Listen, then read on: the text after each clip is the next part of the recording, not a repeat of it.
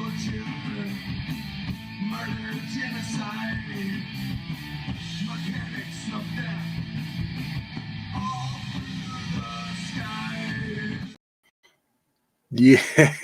Yes! Welcome, ladies and gentlemen, feds and degenerates, cuckolds of all ages. It's that time once again. It's Saturday, 6 p.m. Central, and you're locked in right here on Mild's Culture Plate. It is Saturday, September 23rd, 2023. You'll have to forgive me if you didn't catch my last live stream. I am still weaning. I say weaning myself off. I've quit caffeine cold turkey.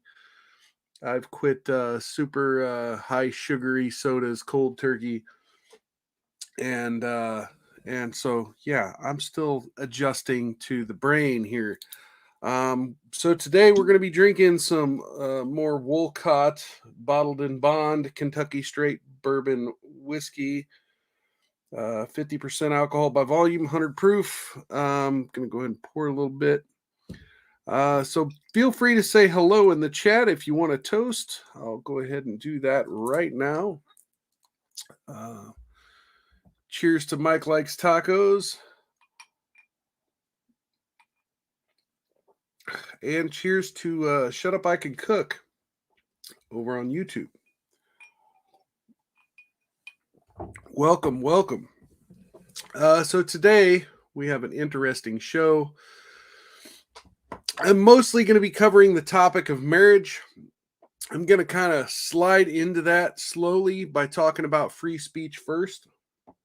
I log on to X, aka Twitter.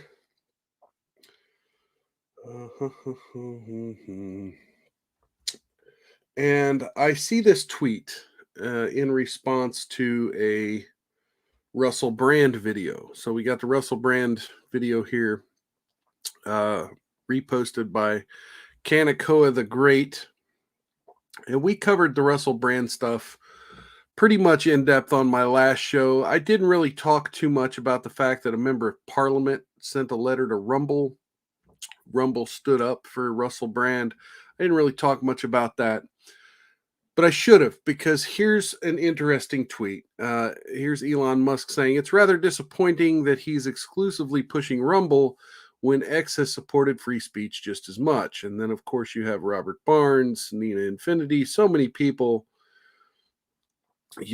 chiming in, most of them talking about Alex Jones and Owen Schroyer. We got Viva Frey here.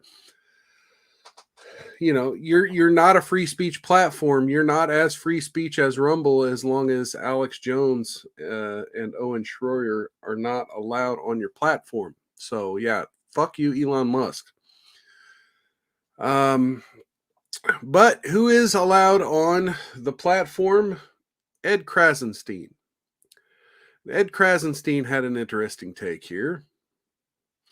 And again, it's interesting that if you see at the bottom of this tweet, the same thing that Elon Musk was claiming, why is Brand not choosing to stream on X, where Elon has made a commitment to free speech? Because he hasn't made a commitment to free speech. He has hired someone known for censorship. We've had Camelot 331 recently get perma-banned and then unperma-banned. But anyway, so this tweet, do you support this decision? Burger King, HelloFresh, and ASOS have pulled their ads from the video streaming platform Rumble. This comes because of the fact that Rumble has given Russell Brand a platform and they continue to run ads on his content. Free speech allows for Brand to keep talking, but it also allows companies to choose where to advertise. Additionally, it allows for people to call out those companies. Who's right, who's wrong, who's to blame. Well, I don't. Obviously, the Krasenstein brothers always have some shit takes. And definitely I've gotten into the whole, why does YouTube... YouTube being a private company, why shouldn't they distance themselves from people who they believe? And I'm going to remove this for a minute while I rant for just a minute. I got into a little debate about, why shouldn't YouTube as a private company be able to distance from people that they believe to be harmful to their brand? And this is in response to YouTube demonetizing Russell Brand, and my only answer to that is you still got Cardi B, you've still got a lot of people who've been accused of sexual assault who still have monetized accounts on YouTube. And also, why demonetize? I mean, if this guy is the worst devil since Satan himself, why not just Alex Jones him? Why not just remove him from the platform? If what he's allegedly done is so toxic, so hot potato that you can't associate with him. Oh, no, no, no, no. No, he can be on the platform so that we can monetize his content for us, but we won't give him a share of the money we're making off of him. That's what YouTube wants. YouTube doesn't want to be principled. This isn't an idea of principle.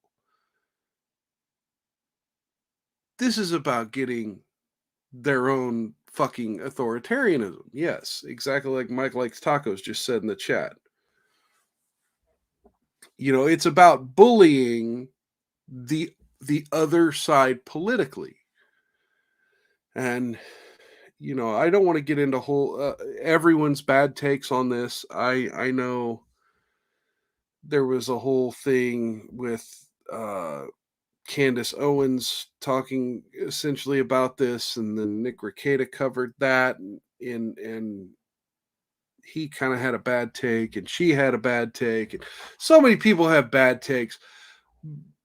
But really, the only take should be free speech. And so, this idea that Burger King and HelloFresh and ASOS, look, I tried HelloFresh, it was garbage.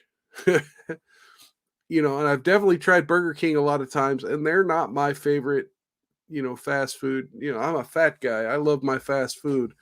And Burger King is gross. Burger King is where you go when you're stoned and you only have $4 in your pocket, and you're like, oh, well, if I scrape together a few more coins, I could do a buy one, get one deal on these crappy, mechanically processed chicken sandwiches or whatever.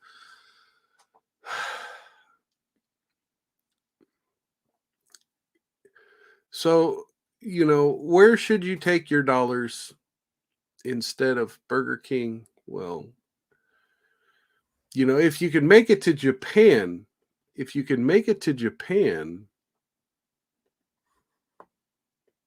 can go to McDonald's. Oops, oh, hang on. Let me bring the volume. This video of a family. I don't get it. I don't get why this has went viral. I mean, it's adorable, but I seriously don't get why this is viral.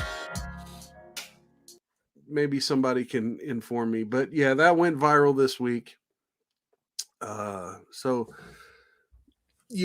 part of it is that it actually displays a happy family, and people say it's not necessarily a diverse family. And there are definitely some lefties that have lost their freaking mind about, I saw some tweets where it's like, why does the mom look like the kid? That's some creepy pedo shit. Like their hands are even the same size, like the mom and the kid, the faces are the same and the hands are the same size. Like that's pedo shit. I don't agree. Cheers to Sanglant86 in the chat. He says adult cream pie. I'm not sure exactly what he's talking about. So, that brings us, that brings us to this next topic, and I'm going to be kind of hashing out a bunch of tweets. Like I'm going to show a bunch of tweets one by one on screen here. We're going to kind of go through this saga. I'm not really sure where it started. I believe this is where it started. So if you're not familiar, we had this whole situation where a video leaked out of Steven Crowder's divorce, and it didn't look well. It didn't look well. It was a video back from when his wife was pregnant. Ex-wife now, I'm assuming, was pregnant, and he called her some horrible names and said some pretty mean things to her, as one does when arguing with their wife. Granted, not everyone gets that level of nasty, and I don't necessarily condone the behavior, but it happens. Well, anyway, late last week, Pearl Davis had leaked a new clip, and we'll listen a little bit to that. But this isn't going to be about Crowder and his divorce. This kind of launched a new fight between Pearl Davis and the Daily Wire crew. And that's really what we're going to be discussing here today. So, but let's look a little bit at this Steven Crowder stuff. Difficult to watch. It's especially difficult to watch because in this footage, she is 8 months pregnant. And the video essentially reveals just how emotionally abusive he has been, and she is alleged. So this obviously was Candace Owens at the time coming out and giving her opinion on the Steven Crowder video, and this is attached to Pearly Things tweet here. We covered this on this show, by the way, and I gave my opinion that I think both were at fault to some degree. Yeah, Mike Likes Tacos says a whole lot that people didn't pick up on with this video. Yeah.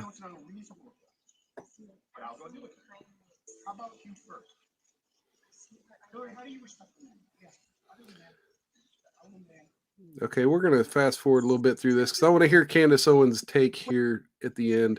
I mean, yeah, again, he says some mean shit to her. So, okay.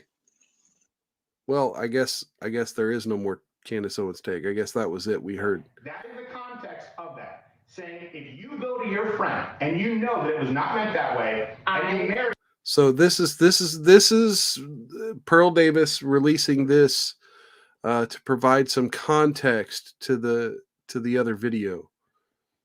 That is the context of that. Saying if you go to your friend and you know that it was not meant that way, and you marry it with Steven threatened to hit me, Dr. Walker, threatened to hit me. You want to play those games? You want to play those games? I'll play those games. I will fuck you up. Okay, I'm sorry. I didn't mean it that, Hillary. I didn't mean it that way. Way too far.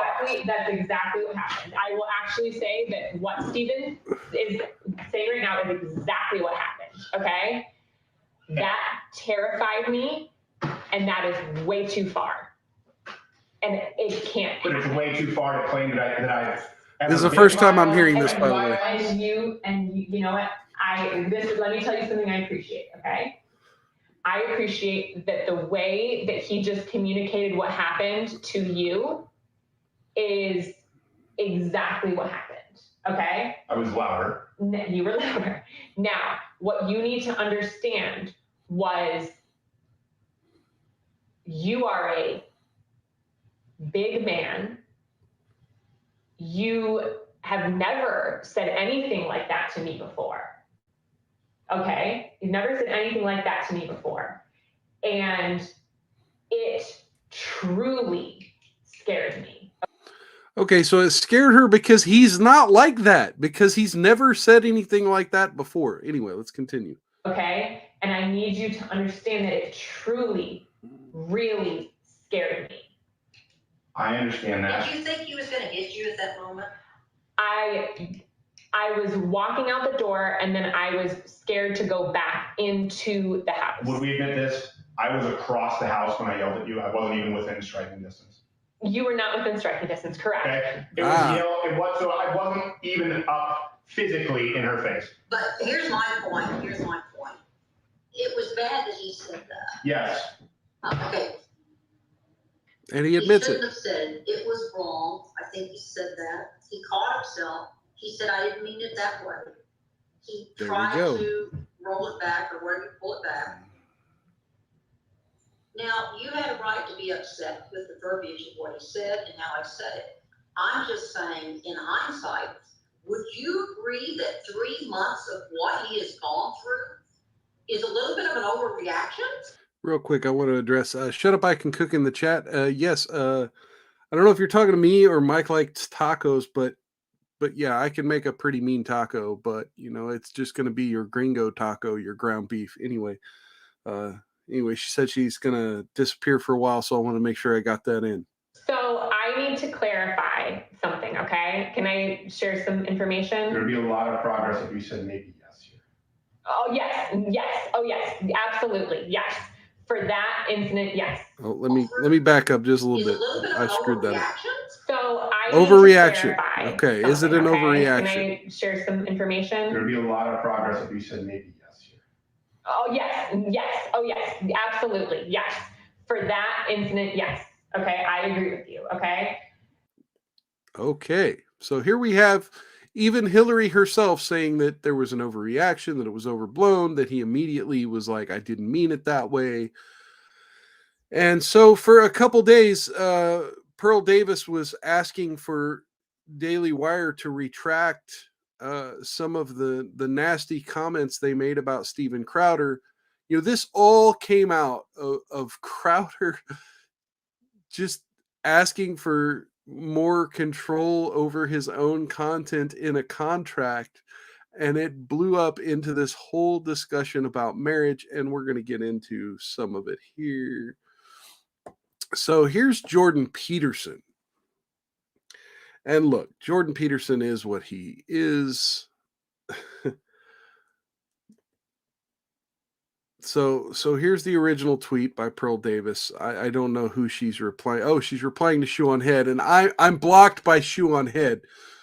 So anyway, she says, I'll answer this. You may think it's radical, but you actually dig into the family court system. It changes your point of view. Interviewing hundreds of people, over 700, changes your point of view. One successful marriage from a different time before social media does not change the fact that the system is absolutely against men. Once you see it, you can't unsee it. So this exchange with Shoe on Head happened around the same time that Pearl Davis was asking for a retraction on behalf of Steven Crowder to the Daily Wire crew. And, you know, she's kind of posted every day, day 3, waiting for Daily Wire to apologize to Steven Crowder, etc. And so she's posting this every day. I'm not going to bring that up because that's, you know, I just told you what she keeps posting. But anyway, so Jordan B. Peterson says, the family court system certainly destroys men, but the answer is not to destroy marriage too.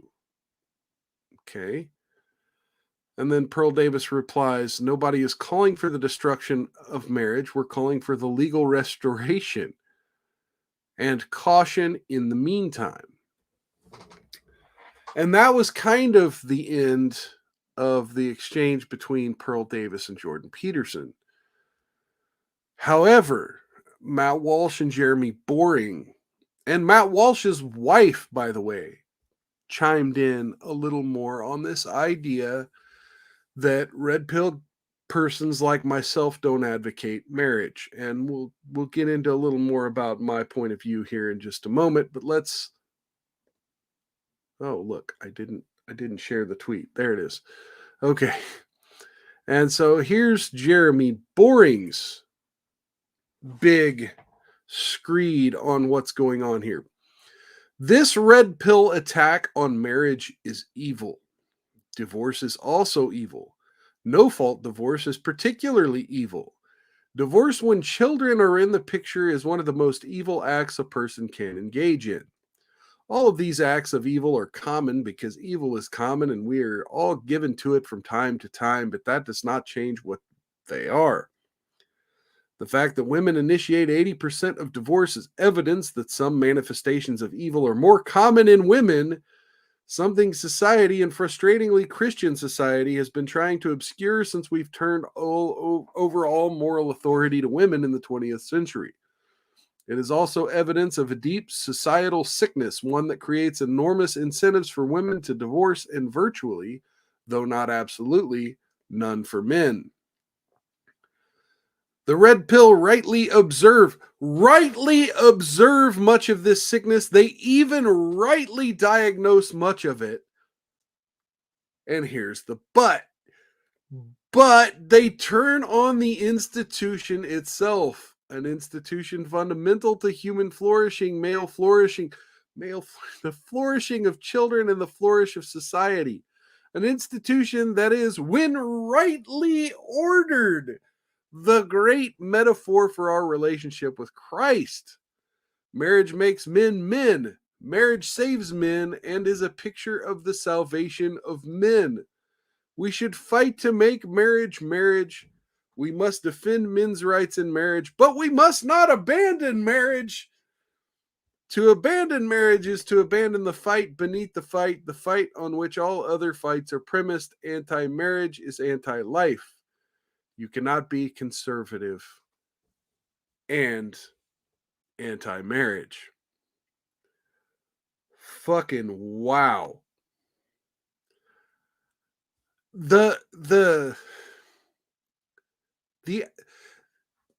absolute cope in this post. Like literally all of these things are so evil, right? And the people who have a problem with it have rightly diagnosed it. But they turn on the institution itself, and marriage is infallible. Marriage is the ultimate. Marriage is the perfect. Like, what in the fuck? Look, I don't disagree. I don't completely disagree. And look, I'm going to hold off. I want to read the next chapter in this. So Pearl Davis says the virtue signaling needs to stop. For an organization that talks about facts, let's ask the question. Would you ever sign a contract that fails 75% of the time, where your business partner is paid to break the contract? Why would you encourage men to sign that contract until the terms are fixed? And Jeremy responds, because men have an affirmative obligation to lead families. Because being fruitful and multiplying is a command that predates even sin entering the world. Because, and let me say this with the most fucking forked tongue here, because an unmarried male can never fully be a man. Because the answer to society's problems lies first in the reconstruction of the family. Oh, and this part's the fucking best. Because the answer to fixing marriage lies in more fully formed men, not in more whiny, bitching man-children with the sads, because life is unfair living only for themselves and calling themselves alphas. Because I'm not a child. Whoo! Whoo! The absolute fucking cope here. You know, when you're not winning an argument with facts, and again, this is what Pearl was saying, you know, you're talking about facts over feelings, right? That's the Daily Wire's whole tagline, right? This is Ben Shapiro's whole shtick, is facts over feelings, right? Saying an unmarried man isn't a man? Wait. This is the organization that's like, what is a woman? Because a man can't be a woman. Well, if a man can't be a woman and a man can't be a man, then what is a man? What the fuck is a man? In Sanglin 86 in the chat, dude needs to reread Genesis. Yes, this whole being fruitful and multiplying, like there's some context to that I'm not necessarily going to get in, but in the comments down below, like everyone's dragging him on that. It's disgusting. It's disgusting. And here's the thing. I don't wholly disagree with him. Like, yes, we need to fix marriage. Marriage is a crucial institution to a prosperous society. I don't disagree with that part of his statement. The problem is marriage is broken. Marriage isn't godly anymore. To act like it is, to act like marriage is this godly institution, it's not anymore. It has been taken over by a secular government and turned into a legal abomination. Let me remove this for just a second while I rant. The idea that 99% of people who walk down an altar, put a ring on their finger, speak vows, that they're thinking of like some kind of soul attachment from God to their partner, that's long gone. That tradition is dead.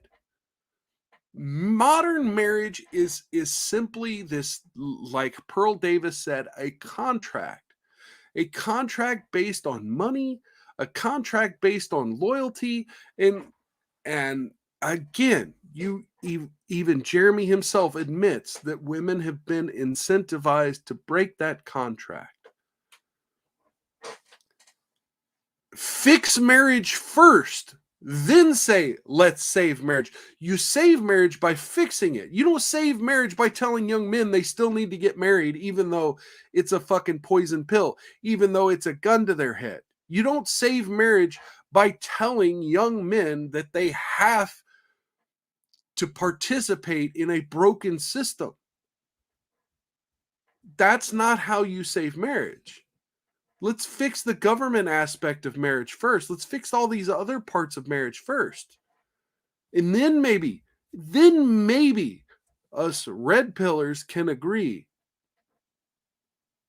that marriage is an institution worthwhile. So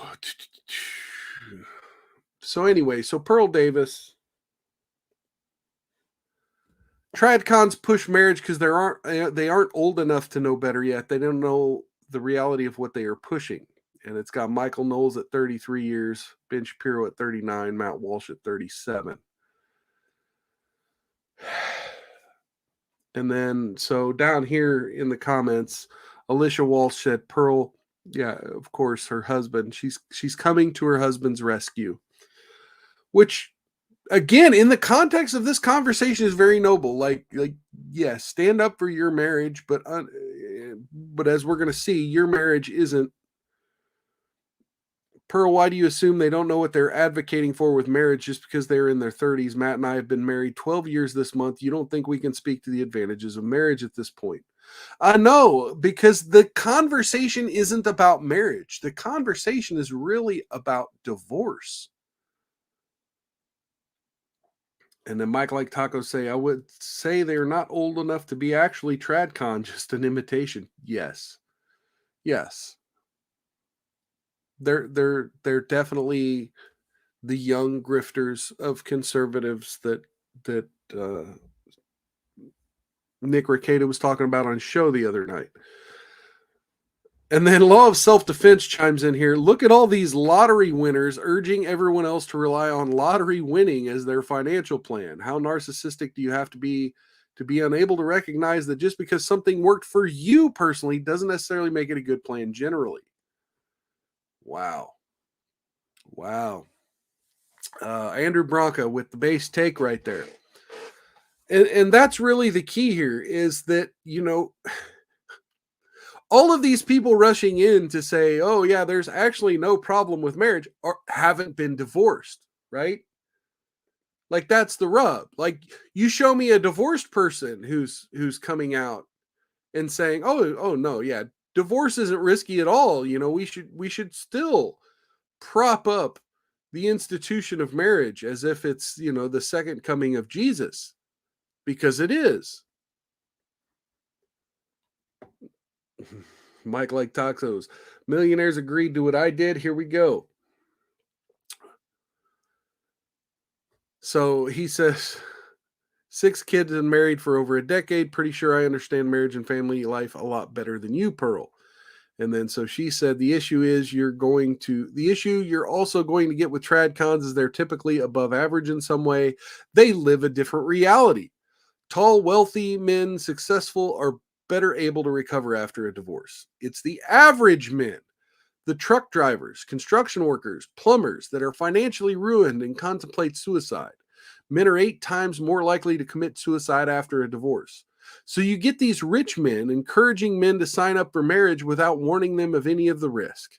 They've spent little to no time listening to what these men have gone through, and their solution is, quote, just pick a good woman.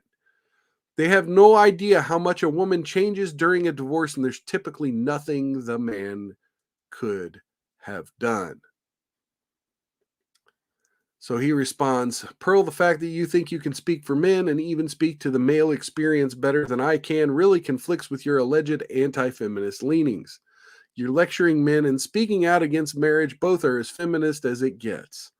Also, for the record, I was not even close to wealthy when I got married. So here we go. So now that begging the question didn't work, now that name calling didn't work, we're going to say, well, no, you're just acting like the feminists, and you don't really know what you're talking about because you've never been married or a man. But again, Matt, the conversation we're having is divorce, and you haven't been divorced. And this idea that you weren't wealthy when you got married, no, but 12 years in, I'm sure your wife, every time you have a disagreement, a little light bulb clicks in the back of her head that's like, but where am I going to have this kind of lifestyle outside of this marriage? I mean, mind you, 6 kids. This guy has 6 kids. He's doing well for himself. And Daily Wire is only going to make him more money, right? So again, the idea that his wife has a comfortable life where she can get on X and argue with people on the internet, right? Because a lot of other mothers of 6 don't really have time to do that kind of shit.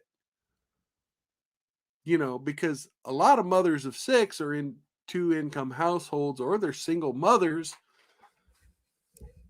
You know, he's speaking from a place of privilege, and that's exactly what she was pointing out. And he's like, but when we first got married, though, well, it doesn't matter. Like, that literally doesn't matter. Oops.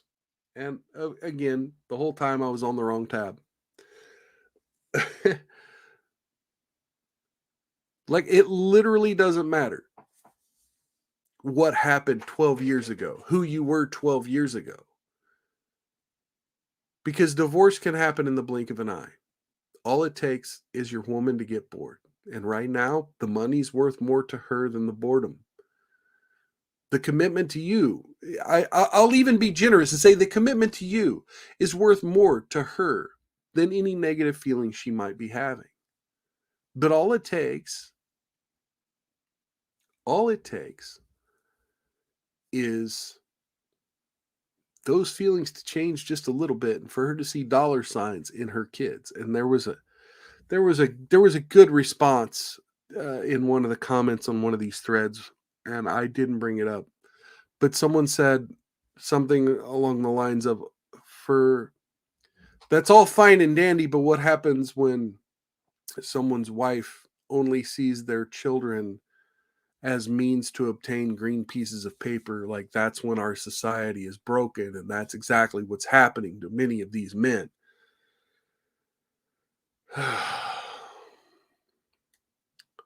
And so here's Walsh's wife once again chiming in. "I shouldn't even respond to you because you're just a grifter, Pearly, but I will one more time. You're so full of it. You're doing a disservice to conservatives and will likely find yourself a spinster with the negative outlook on marriage that you are spewing. You have no idea who we are. You make assumptions because you see successful men expressing the positives about getting married and having a family. I think part of your issue is that they are men and not women promoting marriage, and that doesn't sit well with you for a plethora of reasons about your own upbringing and outlook that I could sit around and psychoanalyze all day. Do you think when Matt and I got married, we had money?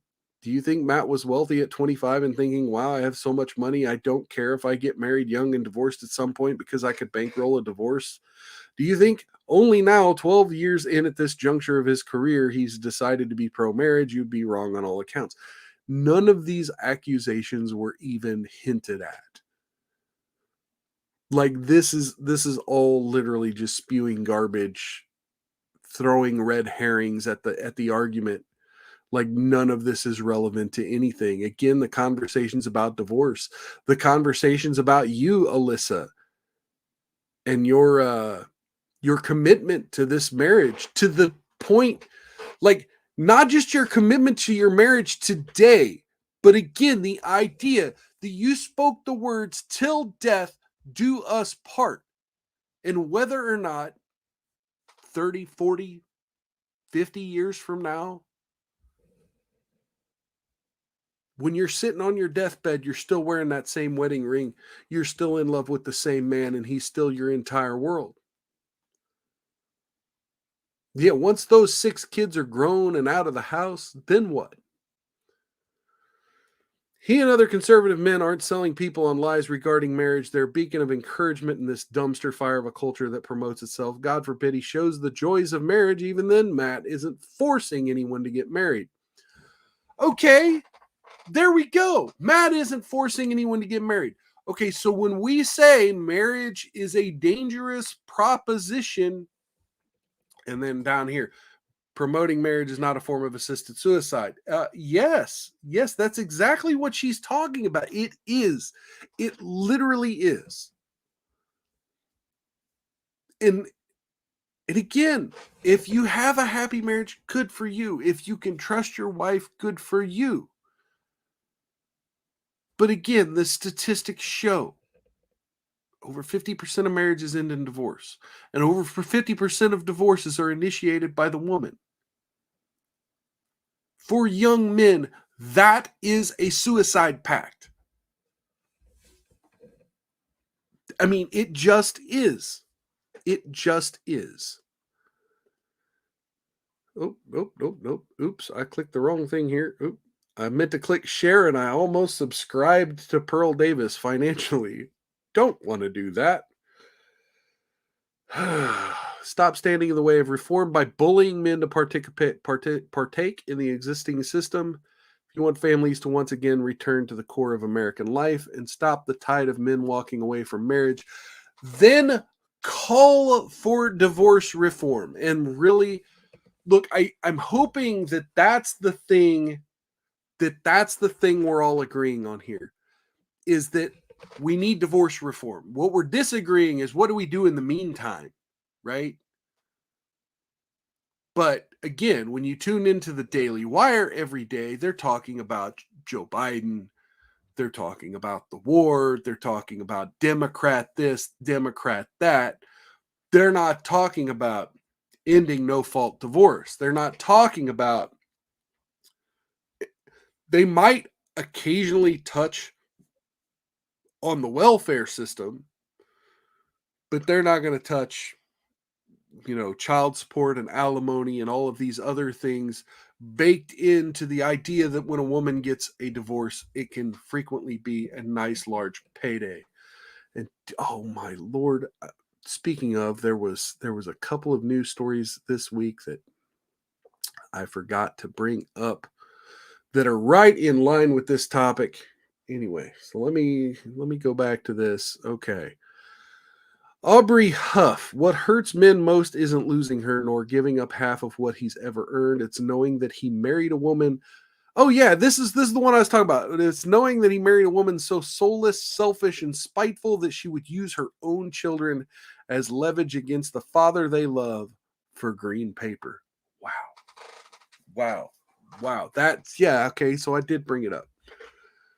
A couple other takes real quick before I finish this topic here. Joker from Better Bachelor. Should a man sign a contract that women break 80% of the time, that often leads to financial ruin and losing custody of their children in court?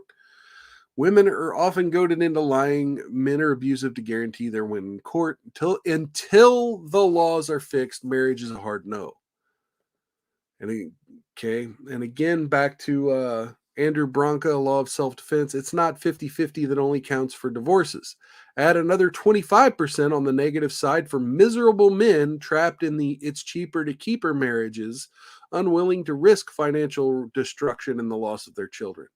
75% chance of a devastatingly bad outcome is just a bad plan.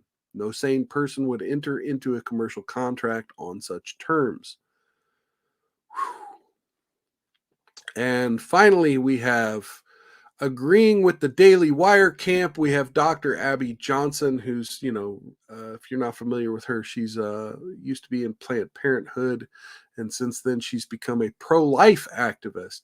And she's done great work. She's put out a couple of documentaries talking about her experience and the problems with the abortion industry.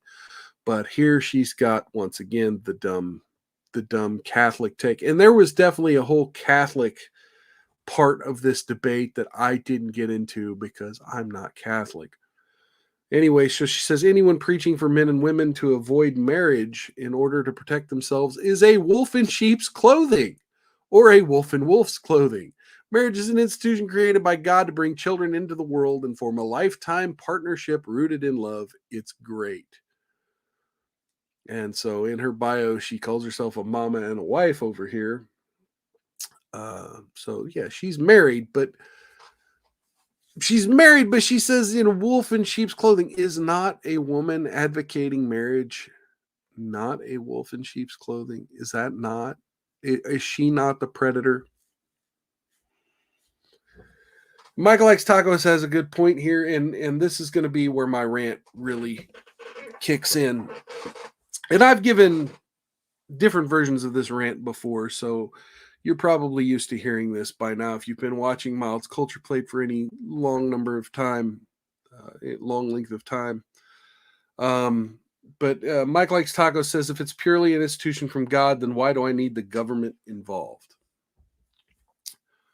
And so I frequently talk about the meanings of words. So this program, Miles Culture Plate, I like to talk about narratives, false narratives, and really the meaning of words. In kind of the catchphrase goes, well, when you get down to arguing meanings of words, that means the debate has officially gotten retarded.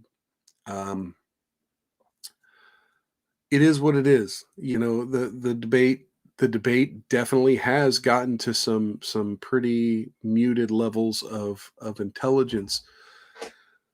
But really, what is marriage? Really, what is marriage? And I kind of argue I compare it to the word military. What is military?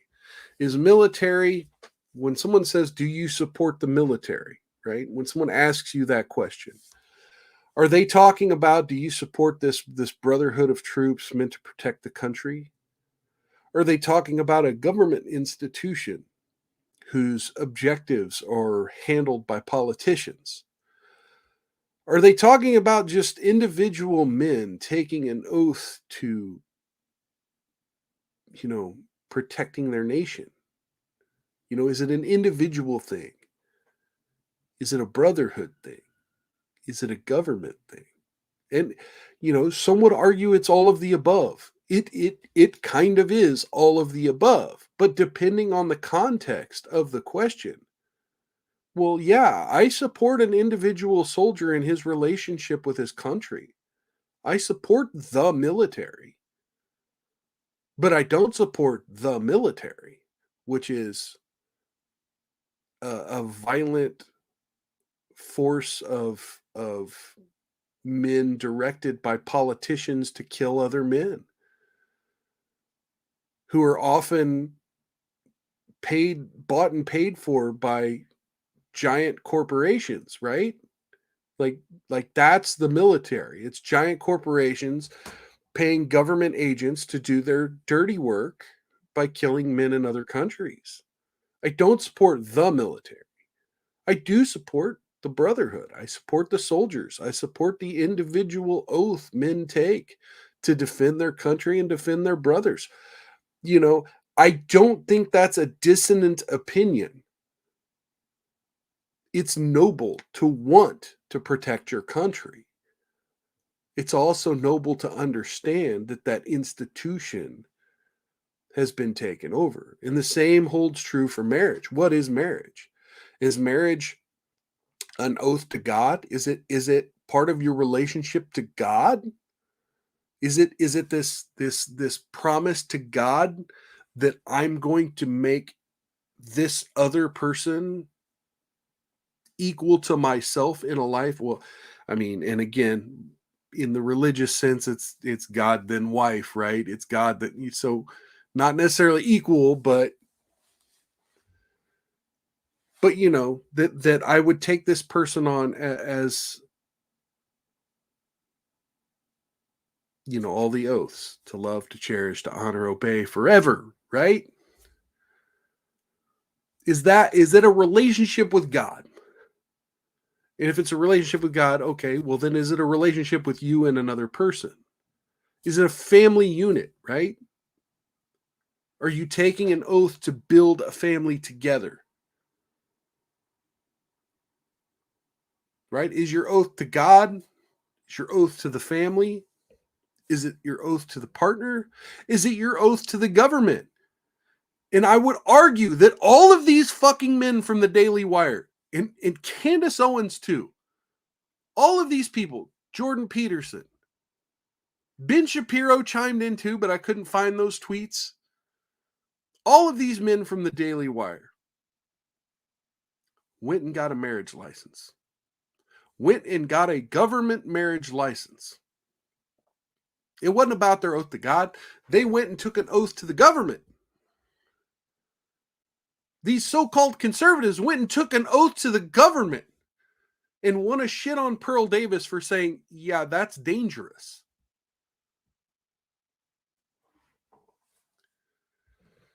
Mike Like Tacos, yes. Pledge allegiance to our government contracts. Men are the ones who default to honor.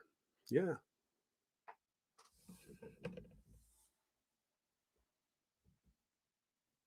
So,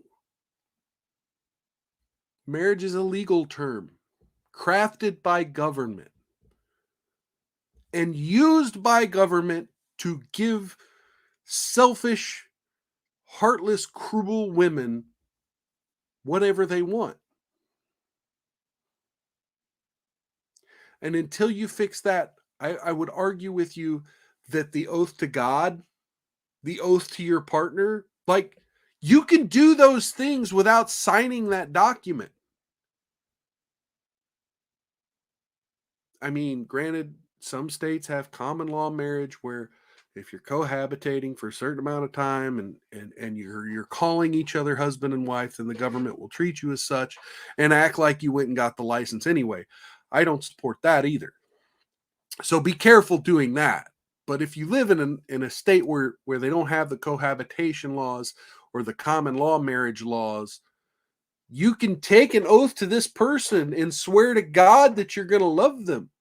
You can do that without bringing government into it.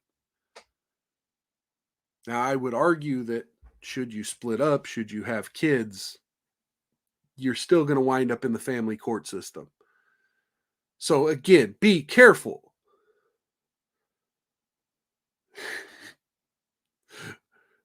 Mike, it's not a real marriage unless it's a De Beers marriage. Yes, it's not a real marriage unless it's a government marriage or a De Beers marriage. Yes, you got to get the jewelry companies involved, right? Because that's the Catholic godly thing to do, right? Daily Wire, make sure you have that shiny diamond, or it ain't a real marriage. And you're not a real man unless you've bought a shiny diamond. Not a real man. See, that's the thing that gets me the most, is that if you're divorced or you're single or you just haven't met the right person yet, oh, somehow you're just not a complete man in the eyes of Jeremy Boring. What a fucking scumbag. But anyway, I lost my fucking, I lost my place in my rant. I was ranting about the government. But yeah, be careful who you're taking an oath to, because you're going to wind up in court regardless. And if that means opting out, if that means just dating, I could somewhat agree that fatherhood, husband, being a husband, like those are things that kind of complete a man's soul to some degree. But speaking as someone who has done both, and now I live my life essentially as a bachelor, it didn't need to last forever. And these men eventually are going to see days where their kids are going to grow up, move out. They're not going to be on good speaking terms with their wives. And they won't think of it like I think of it, right? They won't think of it as, oh, it's just another phase of life. Because essentially, many marriages is just a phase of life. Hold on for just a second.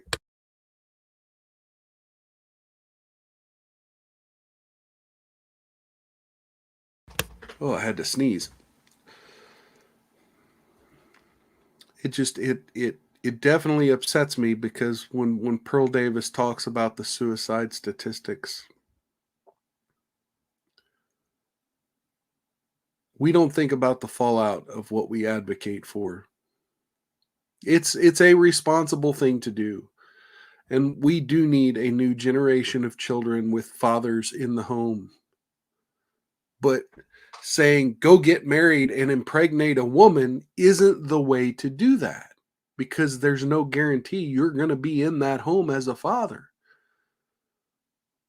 That guarantee just does not exist in the 21st century. Cheers to Sally in the chat. It's all good. It's all good. Kind of winding down now. We're down to the last 6-7 minutes. But it is, every man wants it, right? I won't say every man. There are some players out there. But if we could all have this, right? If we could all have this Japanese McDonald's,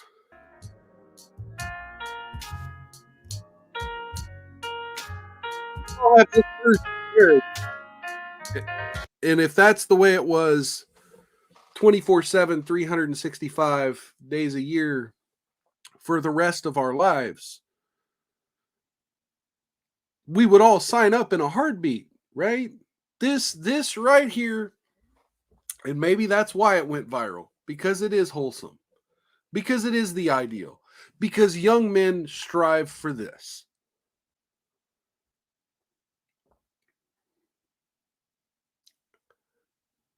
I know I definitely had stars in my eyes. I had stars in my eyes. I was 17 years old when my son was born. And I was hell or high water, bound and determined to break every stereotype of teen pregnancies. I was going to marry her. I was going to provide a home. We were going to live forever. I was going to be the most active in-person dad there was. I was not. I was not. None of those things happened. It was just unfeasible. So many things are unfeasible. But men like Matt Walsh, Jeremy Boring, women like Abby Johnson, Alyssa Walsh, they speak in this flowery, masculine, feminine language because that's their brand, right? That's the Daily Wire. That's big conservatives' brand, right? Is, be a godly man and a godly woman. And what is a woman? Well, we know exactly what a woman is. We're going to define it for you here for $39.99 a month here at the Daily Wire Plus, right? That's their brand. To tell you what real men and real women, what real conservatives believe. But what's the difference between that and a fucking Disney movie? And granted, modern Disney movies, I mean, we got this whole controversy about the new Snow White saying, the Prince Charming's a creepy stalker or whatever. But I'm talking about, we have all of these years of Disney movies where it's marriage propaganda, literally. All of these Disney movies, all these Disney princesses are marriage propaganda. They're cartoons, they're fantasies. The idea that the prince is going to come in and sweep Cinderella, named as such because she's a filthy person cleaning the damn chimney under the foot of her stepsisters and stepmother. No, the prince is going to come in, put a crystal shoe on her foot, and take her away. And the two will live happily ever after and have 2.5 kids and a dog and rule a kingdom together as king and queen. Right? Because it's all a fucking princess fantasy. And Matt Walsh and Jeremy Boring want to sell you on the princess fantasy like it's fucking masculine.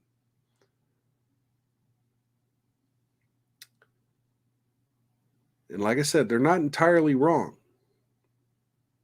But it sure sounds like being super critical of Pearl. And again, I'm super critical of Pearl. I don't agree with Pearl on everything. But the fact of the matter is, she came to the side of Steven Crowder when the evidence showed Steven Crowder did nothing wrong.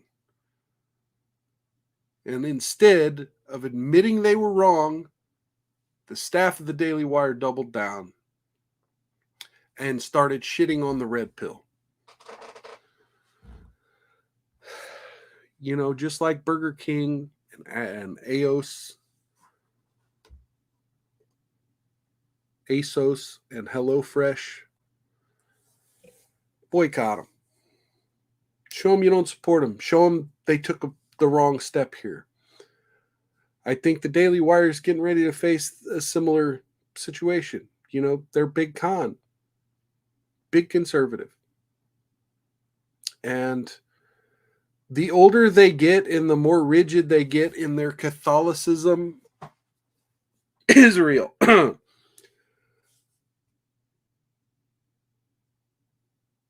The more I think they're going to get out of touch with the younger parts of their audience who will simply turn them off and turn on a Pearl Davis. It's sad when people would rather listen to grifters than listen to the other grifters,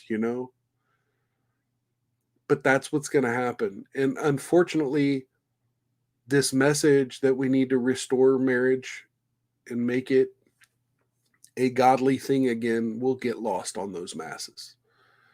I saw a tweet earlier that was something along the lines of, our daughters are going to be raised by TikTok, and our fathers are going, and our sons are going to be raised by the Tate brothers.